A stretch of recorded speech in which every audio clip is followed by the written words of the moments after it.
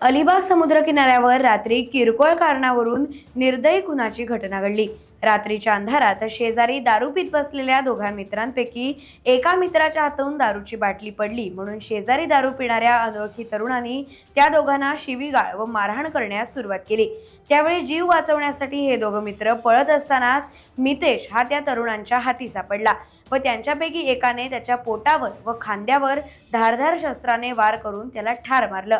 या अमानवीय कृत्याने अलिबाग परिसरात खळबळ उडाली आहे।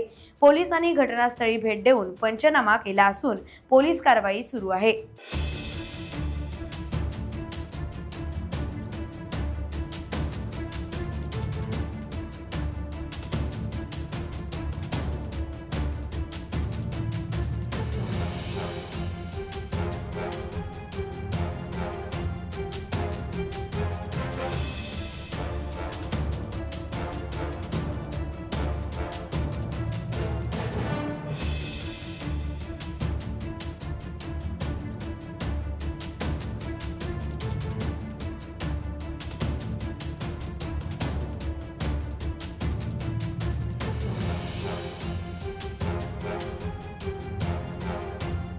टाइम्स डिजिटलला लाईक करा, शेअर करा, सबस्क्राइब करा आणि बेल आयकॉन दाबायला विसरू नका।